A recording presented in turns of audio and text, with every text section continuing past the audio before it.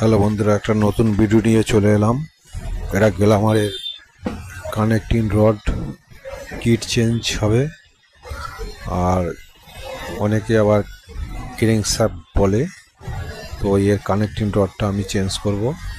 এটা প্রচুর পরিমাণে খারাপ হয়ে গেছে, ইঞ্জিন লক হয়ে গেছিলো। তো লক হওয়ার কারণে আমরা এটাকে কানেক্টিং রডটাকে রিপেয়ার করব। তো যদি ভিডিওটা ভালো লাগে তাহলে লাইক করবেন। সাবস্ক্রাইব করার ব্যাপারটা ওটা আপনাদের উপর, ওটা আমি আপনাদের বলবো না। যদি ভালো লাগে তাহলে করবেন। তো প্রথমে আমরা বিয়ারিংটাকে দেখলাম খারাপ হয়ে গেছে, বিয়ারিংটাকেও খুলে নিচ্ছি, যেহেতু বিয়ারিংটা বাদ দেবো।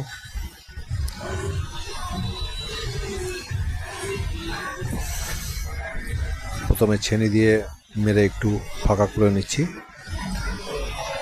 যাতে খুলতে সুবিধা হয়।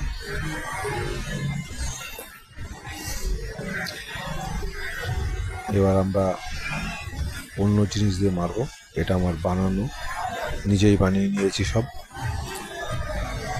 বিয়ারিংটা প্রচুর টাইট থাকে, কারণ টাইমিং চেনের ক্যাম যেটা আছে সেটা খুব টাইট থাকে, যার জন্য একটু সময় লাগে খুলতে। ধৈর্য ধরে ভিডিওটা দেখুন, পুরোটাই দেখুন, তাতে ভালো হবে। এটা আমার নিজস্বই গ্যারেজ, আমি নিজেই কানেক্টিং রড, তারপরে হেড, বোরিং সব নিজেই করে নিই, আর ইঞ্জিনও আমি নিজে গেঁথে নিই। তাই নিজে করছি, আপনারা চেষ্টা করলেও পারবেন, চেষ্টা করুন, ফল পাবেন। তো আমরা প্রথমে বিয়ারিংটা বার করে নিচ্ছি।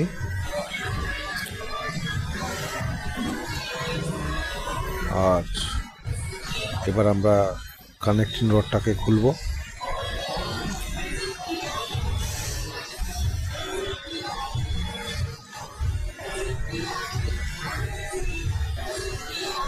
আগে ভালো করে একটু মুছে নিলাম, একবার চেক করে নিলাম যে বিয়ারিংটা টাল ফালা আছে কিনা।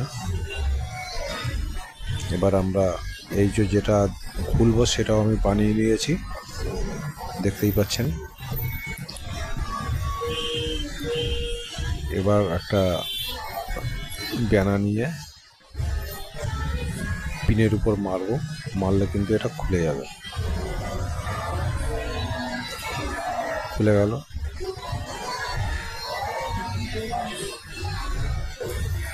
এই কানেক্টিং রড আছে TCL এর, ভালো না, খুব কম দামি, আর পুরো ভেঙে গুঁড়ো হয়ে গেছে দেখুন। আর এই কানেক্টিং রড দেখে মনে হচ্ছে ইঞ্জিনটা বেশি দিনের আগের করা নেই, খুব কম দিন আগেই করা। কেন কানেক্টিং রড দেখলে বোঝা যায় যে গাড়ির কতটা চলেছে বা কতটা কীরকম, সেটা অনেকটা বোঝা যায়। সেই হিসেবে ইঞ্জিনটা বেশি দিনের নয়, বেশি হলে হার্ডলি 1 বছর হতে পারে, তার মধ্যেই। তা ঠিক আছে, আমরা কথা না বাড়িয়ে কাজের কাছে আসি। এটা আমরা সব ভালো করে পরিষ্কার করে নিচ্ছি, তারপর আমরা এটাকে ফিট করব। আর কেস বেয়ারিং যেটা থাকে সেটা পুরো গুঁড়ো হয়ে গেছে, তার মানে বুঝতেই পারছেন জায়গাটাও খেয়ে গেছে। একটু পালিশ করে ঠিক করে নিচ্ছি।